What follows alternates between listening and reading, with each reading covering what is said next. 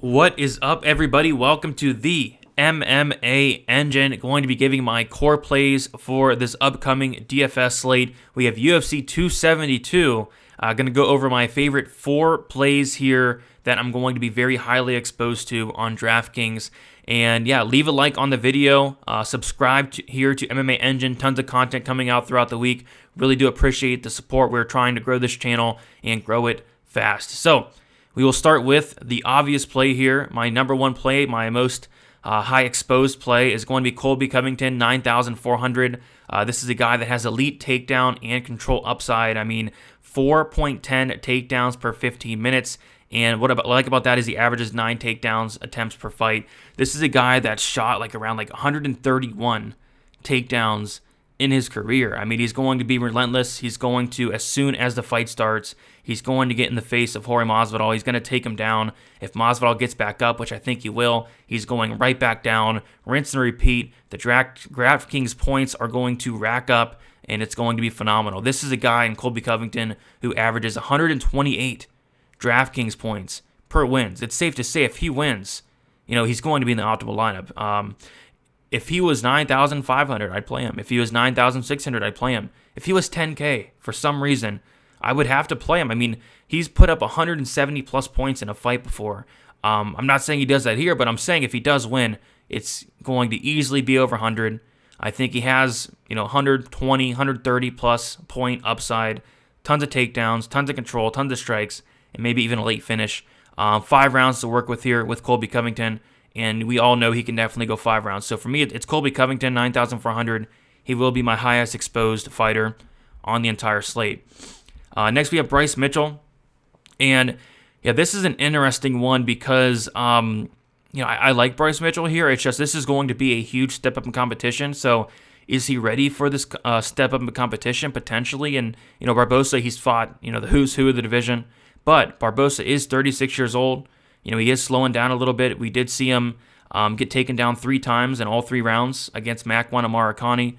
And not only that, that wasn't concerning, but what was concerning was Makwan Amarikani actually took him down in the 3rd round and controlled him for over 3 minutes in that 3rd round. We know Makwan Amarikani is a 1-round fighter, but we got Bryce Mitchell. He's going to be 9 years younger. And what I like about Bryce Mitchell is he has great fight IQ and a great game plan. I watched his fights, and as soon as the fight starts, 30 seconds in or less, he's going to shoot for a takedown. He knows that he's not the best striker in the world. He knows what he's good at.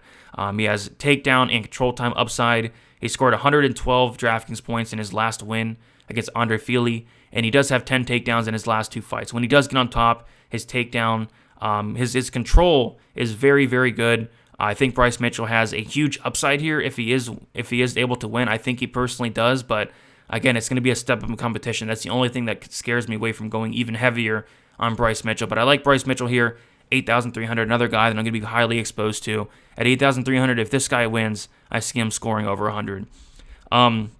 Next, we have Jalen Turner, 8,200, and this is a fight as a whole where it's a core play. It's a core fight for me. I'm going to be nearly 100 exposed on this fight. The winner should score very, very high here, and I'll kind of talk about why. So the fight doesn't go to decision is minus 225, which I personally think that should be wider, but we'll take a look at their finish rates. Jalen Turner, a 100% finish rate.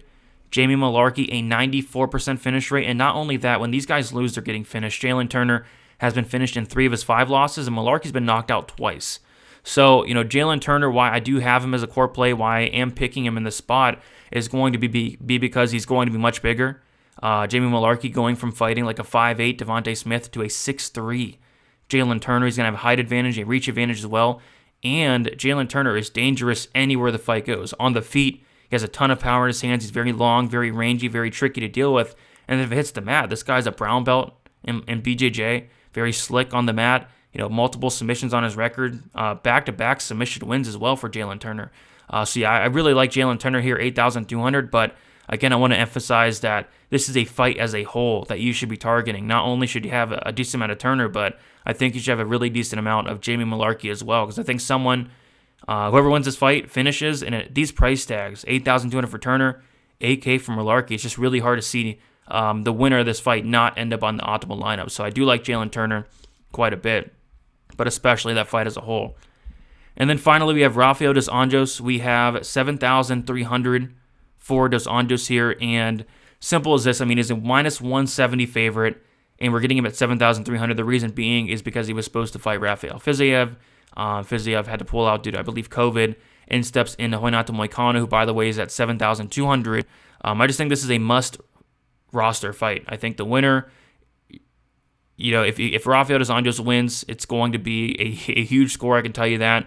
We'll talk about why, but if Moicano wins, it's probably going to be a big score. But either way, whoever wins is going to pay off their price tag. So it's really hard to see this fight not end up in the optimal lineup. I mean, you're either going to get a winner at 7,300 or 7,200 if Moicano wins. But I personally do like RDA, and that is a lot because of the narrative in this fight. Moicano is coming up on short notice, and I do not like that.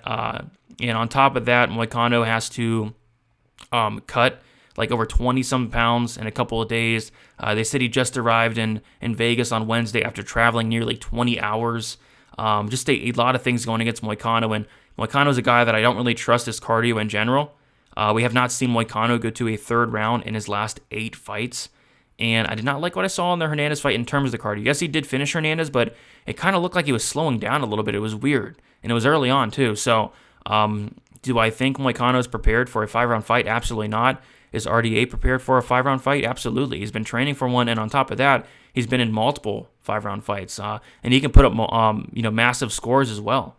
Just take a look at his scores in those 5-round fights. He is scoring a ton. So, I really do like Rafael dos Anjos. Another fight where I think it has a very good chance of finding its way on the optimal lineup, but RDA, especially at 7,300, is going to be my core play. So just to recap the 4 DraftKings players that I will have highest exposure on, Colby Covington is going to be my highest, and by a decent amount. Going to have a ton of them.